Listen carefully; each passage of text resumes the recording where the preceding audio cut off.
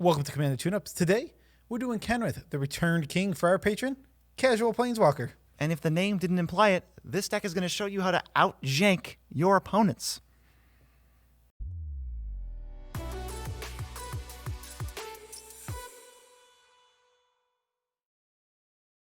I'm your host, Joe Cherries. And I'm your host, Beezy, and that makes us I didn't do the... Do the thumb. Do the thumb. I didn't do it. Oh, no. We're the Nitpicking nerds, though. And despite my botched intro, which we cannot possibly redo, I'm going to encourage you to subscribe because who else makes jank content as good as we do? Yeah, we make the best jank content. Now that I think about it, even that intro was jank. Sometimes we're jank. And besides, you want to be subscribed to this channel because our subscribers are 10% jankier in the best way possible. Disclaimer guy here, the Nitpicking nerds cannot control how janky you are at all. Great. So did you see this Claimer Guy last video? No. Oh, you would have loved him. It's Palpatine, and it's really good, and I will show you after this. It was Palpatine. It was Palpatine. Let me tell you what Joe told me that it was. He said, the disclaimer guy for this video is Palestine. And I'm like, oh, did you pull that off? And that's why I didn't look at it. I was a little worried. I'll show you later. So I was a little worried. So what is Commander Tune-Ups? Why don't you tell us this video? Well, it's a series where after 10 minutes, we get into a deck, and then we upgrade it, but it's submitted by a user, by a patron, or a donator. Yep, and we upgrade it under their restrictions. His only restriction for this deck, no cards over $30, and he wanted some jank in it, and we'll get into what that jank is. So we got some jank. So why don't we read Kenrith, and then we'll explain the deck. Okay. 4 and a white for a 5/5 human noble, red. All creatures gain trample and haste until end of turn. 1 and a green. Put a +1/+1 counter on target creature. 2 and a white. Target player gains 5 life. 3 and a blue. Target player draws a card. 4 and a black. Reanimate something under its owner's control. So what we can do here with this is a lot of group huggy stuff, but we're not going to. We're going to try and abuse some of his abilities. And the main thing this deck wants to do, alternate win cons or lose cons for our opponents. Yes. If you have not seen our forcing your opponents to kill themselves video, there's going to be a lot of cards from that. Yes. Well said. Well said. You're really a wordsmith. Sometimes first category, though, is Kenrith synergies. Kenrith synergies. So he has a lot of activated abilities, and all of them can be reduced by some amount of mana. So we'll start with Training Grounds and Biofence Mantras Familiar. One is a creature. The other one is an enchantment, and both of them reduce our activated cost by 2. I'm going to do you one better. Zerda the Dawnwaker has the exact same text. Yes. Zerda. Oh, yeah. Zerda is another one that can also do that. And Heartstone is an artifact for 2 mana that reduces them by 1. So we can really, if we have 2 of these out, the abilities are just going to cost nothing. Is it Heartstone or Hearthstone? It's Heart.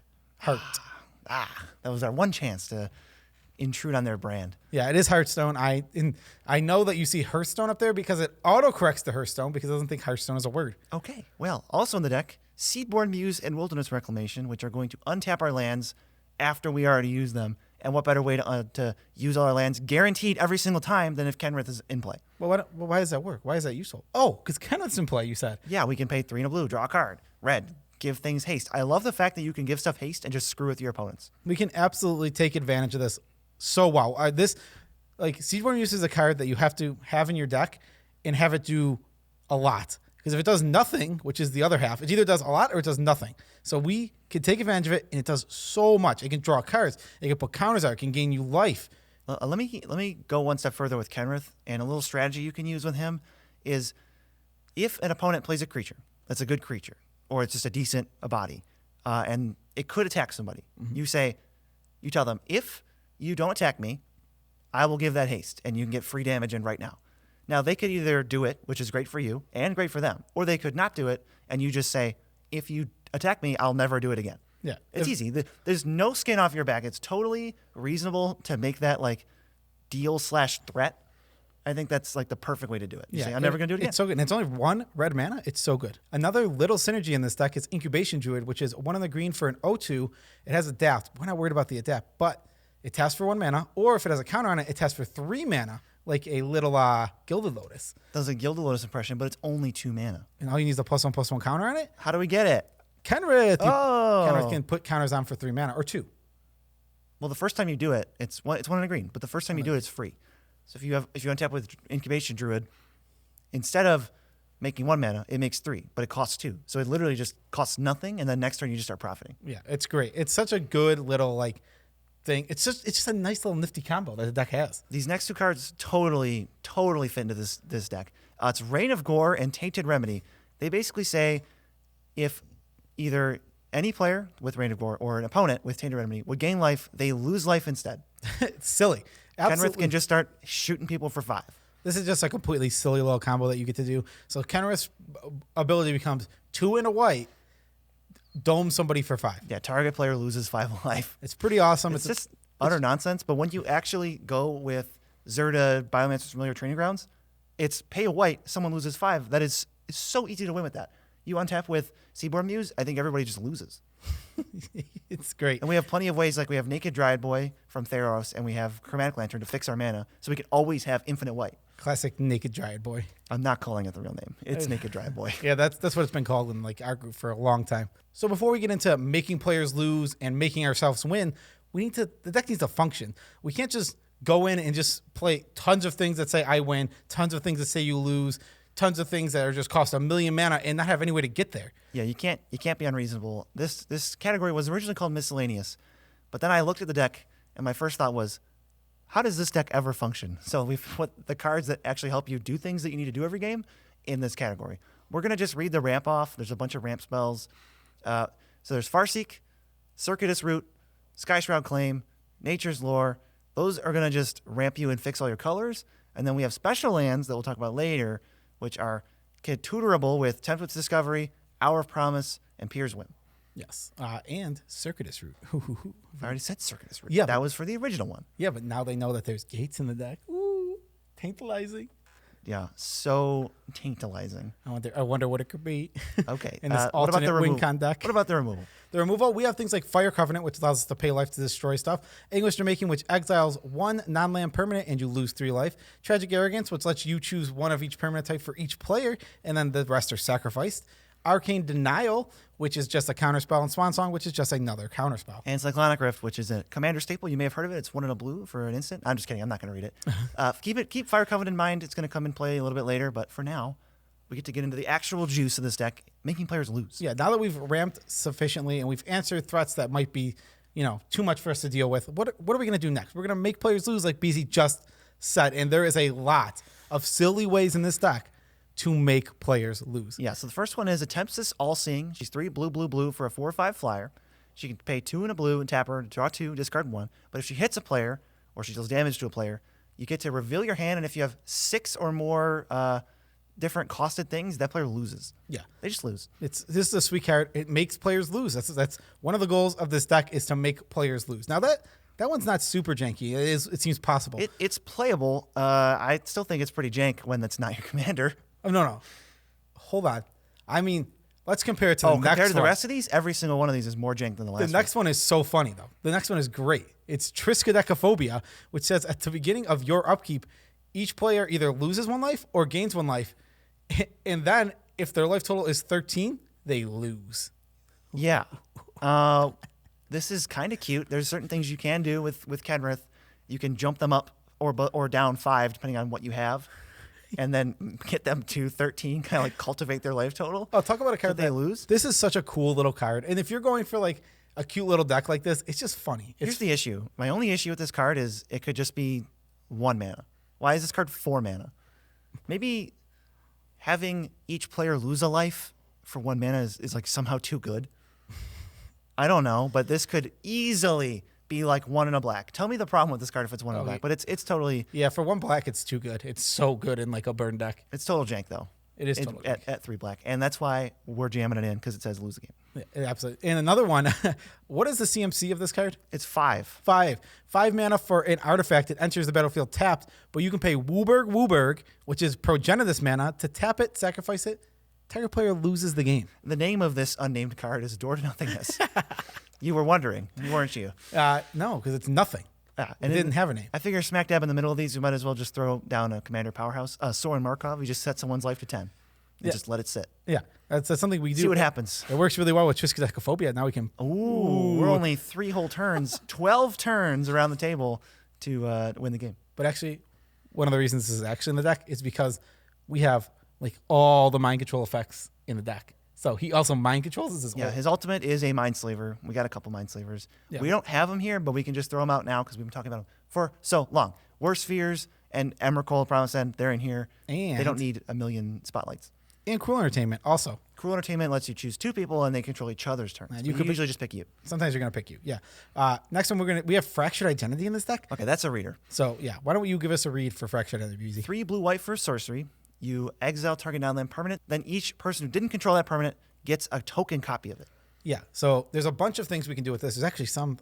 Oh no, I think you listed the good ones. Oh, good. Yeah, the best thing to do is take your own thing and then give them something they really, really don't want. Otherwise, it's like a bad removal spell. It's like, oh, I'll get rid of, this is a really problematic permanent. I'll get rid of Vorinclex. Oh, now there's 3 Vorinclex. It's like, it doesn't solve anything. Yeah. So first one is Phase the Untouchable, which all that matters in this card. It says if it enters the battlefield and you didn't cast it from your hand, guess what? You lose. You lose. So we're gonna cast Phase the Untouchable from our hand so we don't lose, and then we're gonna Fractured Identity it. Everyone's gonna get a copy. She'll be like, where did I come from? Oh, Not my hand. You lose. And then if she hits somebody, they lose. So not only can we get people, but if someone manages to stop their phage from entering, they're just going to get hit by our phage and lose. The next one we have to do is a combo because otherwise it doesn't work. This is a 10 mana. This is a 10 mana combo. It's Leveler. It's a 5 mana 10/10. But when it enters the battlefield, you exile your library. So when we exile it, and then they all get one, it enters. They exile their libraries. No one has libraries, and guess what? We go last after that because it's our turn. Yeah. So they go draw, lose, draw, lose, draw, lose. Yeah. So Fractured Identity's got that little thing here. There was some other cute little ones that were in this deck that I cut, but Like Transcendence. Like, oh, I didn't cut Transcendence. I forgot that one. I didn't see it there. Transcendence is awesome. The baseline is that you gain life instead of losing life. Right, but if you have more than 20 life, you lose. Yes. So you have to pay it with Fire Covenant, which I just mentioned, that can pay yourself way down. Or Necropotence. Yeah, or Necropotence. You can go down below to like 10 or something, and then you give them all one, and they're probably not at 20. They lose to state-based effects, like being at 0 after a Platinum Angel is removed. Yeah, they literally lose immediately. Yeah, there's no trigger or anything. They just die. If Transcendence hits their field, they die to state-based effects. Yep, it's pretty great. So if they, it's kind of like when people try to respond when you activate Birthing Pod, and they're like, "Oh, you're gonna get that? Well, I wanted to respond." It's like you can't. You can't. You shouldn't. It's here. You let me sacrifice. You let me go through my deck. You let me put it out. It's out. Yeah, it's very simple. It's like, well, you should have responded to Fractured Identity targeting this. Yeah. And the last little one for ways to make players lose is Hive Mind, which is a 6 mana enchantment that says whenever a player casts an instant or sorcery, each other player copies it. Yeah, they have to copy it. They don't have a choice. So we have Pact of Invention, Pact of Negation, Pact of the Titan, Slaughter Pact, and Summoner's Pact. These all work pretty well. It's the full cycle. Except the only one that really doesn't work perfectly is Pact of Negation. Because you have to counter something, and then everyone gets a Pact of Negation. It's really weird. It's a weird thing where, like, I guess if let's see, none of the Pact of Negation copies can be canceled. I don't think so. I think you'll be fine actually. Okay, good. Because they're all gonna have to come on the stack together targeting, right? So they can't target each other, but there's triggers though. Or is it all one? It doesn't matter. It doesn't matter. Pact of Negation is the worst one. The rest of them, they might not have that color in their deck, so they're just gonna lose. Yeah, if they're not a white deck, they'll lose to Invention. If they're not a red deck, they'll lose to Pact of Titan. Intervention. And Intervention is white actually, so that's awkward. Yeah, that's right. He says they're not a white deck. Oh. Yeah, and if they're not a red deck, they'll lose to Pact of the Titan. Oh, okay. That's Hive Mind. What about the alt win cons, aka winning the game? This deck has so many win cons and lose cons that there's 2 winning the game categories. Yeah, this is the second way to win the game. So alt win cons, Felder 7, we have Kenrith to really give us a lot of life if we really need it, and we have a lot of ramp to get up there. So Felder 7 says if you're at 40, if you're at 40 or more life, the starting life total of Commander, you win the game on your upkeep. Yet another reason Commander life should be 30. These cards get totally fixed. Yeah. And even, now that I'm thinking about it, random thing, Sarah Senate also gets fixed. Does it? Because you have to be at 30. If you take any damage at all, That does it help. is now like useless. Yeah, one fetch puts you at 29. Yeah, that makes the card Wow, we much just more fixed fair. the format. Oh, man. Fixed the whole format. That was, yeah. So Broken has tons of combos that can go off on turn 2. We fixed it. Fixed the whole thing. We just took 10 points off the life totals. Simic Ascendancy is next. It's blue-green for an enchantment. Doesn't really do much, but you can pay 1 blue-green to put a +1/+1 counter on target creature. And then whenever a +1/+1 counter is put on one of your creatures, it gets a little, I don't know, we'll just say poop counter because I don't know what it is. Poop counter. If it has 20 or more poop counters, you win the game. So if you can do this enough times, you win. And Kenrith lets you pay often just 1 green mana or 1 and a green to do one of them. Yeah, I would describe the putting the counter on essentially useless, but I would describe it as gravy. Oh, good. Okay, calm down. Yeah, think of it like a Helix Pinnacle where it doesn't do anything. You're just sinking mana into it. Eventually you win. Yeah, because we have a Kenrith that already does what this does for less mana, so it's just some gravy. Let's put the gravy boat. Yeah, the 1 blue-green part. Put that right there. All right. Well, we're already jank, so we might as well play one of the riskiest cards in Commander, Approach of the Second Sun. It's 6 and a white, gain 7 life. But then the next time you cast it, you win. But then when you cast it the first time, it goes 7 cards deep, so people have ample time to kill you. So what it really says is cast this, put a giant target on your face, and hope no one goes for it. Forever. It doesn't go away. The rest of the game, you are going to die ASAP. Yeah. But that's one of the only cards I've ever seen that does that, too. Because there's a lot of win cons. It's like, well, they're going to go for this win the game thing. Oh, you stopped it. They can't do it again. But this is, unless it gets exiled or something, there's no way to ever guarantee, even if you shuffle their library, I'm still going to try to kill them because there's some BS that can happen. It is a very troublesome card. For you. That's why we're going to take it and we're going to say, hey, I don't even care. You guys can't kill me. I mean, it's troublesome for your opponents, too, because they know that if the deck is not shuffled, it is 7 cards away every single time. And Kenrith can draw cards for 1 and a blue sometimes. Yeah, for 1 in the blue. Sometimes for a blue if you have 2 of them out. You have 2 of those reducers, yeah. I mean, we have 4. It's not unlikely to draw 2 in some games. All right, what's the last super secret win con that nobody saw coming? It's Maze's End. What? Oh, my gosh. Maze's End is a colorless land that enters tapped, but it has an ability where you can pay 3, tap it, return Maze's End to your hand, and put a gate from your deck onto the battlefield. Tapped. And if you control, it also says if you control 10 or more gates, you win. 10 or more gates with different names. That's all part of it, so you can't win unless you activate it. This is the slowest card in the universe. There is officially 11 gates now. Thanks, with Gateway Plaza. Thanks. What's that set? Guilds? I don't know. It's one of the new Ravnica sets. Yeah. Added a new gate. But this deck is doing a lot of janky things, and the thing is, no matter how many, if you play this deck enough and you play it, you're gonna have fun. Because every game's gonna be fun with this deck. Because there's gonna be so many paths you can take for which win con do I actually pursue. The only problem you're ever gonna have is getting through the first 5 turns of like, all right, you gotta like find your footing, get your mana set up, which I think this deck can do even with a budget mana base. Yeah. Also, this deck might struggle a lot. That's something I did because there's so many ways to go and there's so many random things you're doing that would make you struggle. If you draw Hive Mind without the packs, it's like, well, this card's really bad. You can't play it. I mean, you can. It just turns the game into like chaos nonsense. Yeah, it turns it into weird chaosy nonsense. But the reason that I added so many tutors, which I added like Mystical Tutor, which is pretty cheap. There was also a couple tutors in the deck. I added Idyllic Tutor, which is cheap right now because it was just reprinted. Who knows? Grim Tutor might be going down in the future. Yeah, you can. I'd love to see that at $20. Yeah, so you just need to really focus on getting the pieces that you need to do what you want to do. Because otherwise, you're going to draw a Felidar Sovereign and you're going to be at 20 life and be like, what's happening? This card sucks. I have Reign of Gore and I played Approach the Second Sun. I just lost 7 life. Wombo combo. Can I choose to not gain the life? I don't really want that part. I forgot about that. But that's the deck, and this deck is awesome. It's really crazy. I want to just shout out the people who helped make the channel possible. Do you know who that is? Yeah, special shout outs to all of our patrons. We love you guys all as much as we can without making you uncomfortable. And super secret, special shout outs to 2 patrons in particular, Esper Ragnarok and Patrick Gilbert. You know what you did. Yeah, so this time, instead of plugging other things that you know you can find in the description. So just check that out. You'll find more ways to support us. But we want one thing in particular. We're kind of trying to check off our YouTube career checkbox. Help us, because we don't know what else to do. We've tried a couple of things. We've tried getting in contact. We don't know who to contact. No, we do know who to contact. We've talked to the right people. We've sent all the emails. But we need a freaking preview card. We would very much like it. Also, a lot of our patrons and fans are kind of just like, hey, where's your preview card? And we're like, I don't know. So the goal... This just random, like, let's get this out there to you guys to just kind of shout us out and give us some exposure on Twitter. And yell at whoever you think you have to yell at. At people. Like, we just want hardcore ats. Like, yo, where's the Nitpicking Nerds? Like, recognition for the Nitpicking Nerds. Like, that's what we're going for because we really want, like, we want to get get our foot in the door, sort of like, hey, we exist. Yeah, we don't have a following now. We are obviously aware we are not going to get a preview card for M21, but next set, we're ready. We're ready. We got all the technology. In the immortal words of Reggie, my body is ready. Yeah. Okay. Yeah. So if you're like a huge diehard Nitpicking Nerds fan and you don't want to have to spend money, this is the perfect like little mission for you. You just need to go out there and just get the word out about us that we exist. Yeah. Thank you. Thank you for doing that. We appreciate that. And for a tidbit, I actually have one prepared Okay, go ahead. because we've been meaning to use this one. Did you know that the YouTube algorithm can hear you? What? The YouTube algorithm listens to what you say. Oh, sort of like how Facebook does that?